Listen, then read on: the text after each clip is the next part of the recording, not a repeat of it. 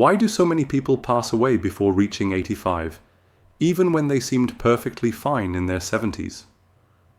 It's a question that quietly haunts many older adults who are doing everything right, eating well, staying on top of doctor visits, taking medications on time.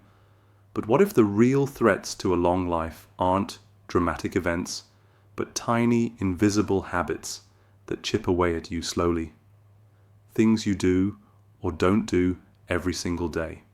They're not painful, they're not obvious, but they can be deadly.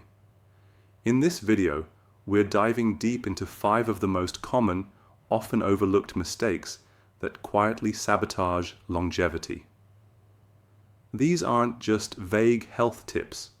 They come from real stories, real people, and real consequences. And the good news? These are mistakes you can still correct, starting today.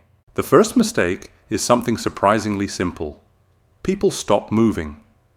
Many believe that if they're not hitting the gym or doing structured workouts, they're not exercising. So they stop.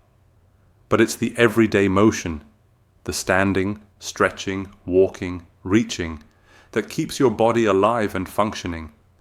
When those tiny movements stop, so does your vitality. The muscles begin to fade, the joints stiffen, and balance becomes a memory. It happens so quietly that most don't notice until a fall or a deep fatigue sets in. And that's the beginning of decline.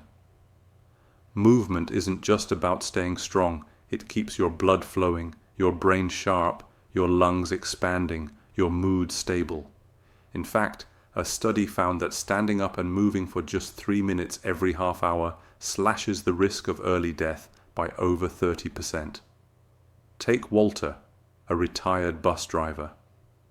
At 78, he gave up on physical activity, but after a minor fall, his doctor warned him his strength was fading faster than it should. Instead of joining a gym, Walter simply made a rule: never sit longer than 30 minutes without moving. That one habit changed everything. Within months, he felt years younger, more alert, and capable. The truth is, consistency matters more than intensity. You don't need to run marathons, you just need to move. Because the moment you stop, your body begins to write a different ending to your story, and it may be one you didn't choose. Another silent mistake. Skipping regular health checkups.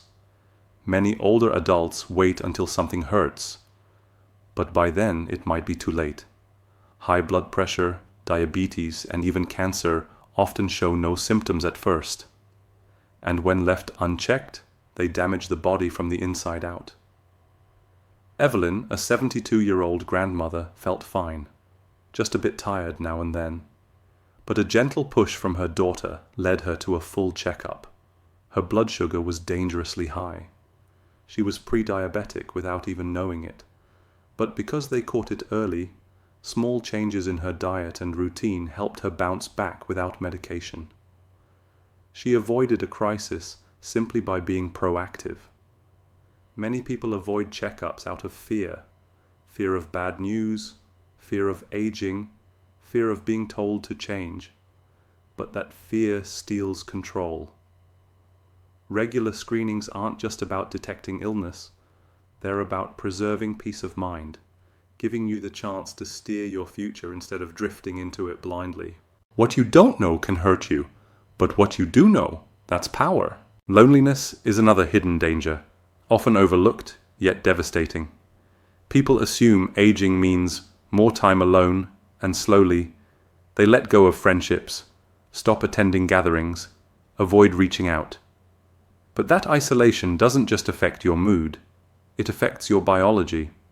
Studies show chronic loneliness increases the risk of early death by as much as 45%. It weakens immunity, disrupts sleep, and accelerates cognitive decline. George, a 78-year-old widower, spent 2 years barely speaking to anyone after losing his wife. His health collapsed. But one invitation, a neighbor asking him to join a local coffee group, changed everything. New friends, laughter, conversations. Within months, his energy returned, his sleep improved, even his chronic pain felt less severe. Connection is not a luxury, It's a need, and you don't need a crowd. Just one good conversation, one person to laugh with, one reason to get dressed in the morning. When we connect, we heal.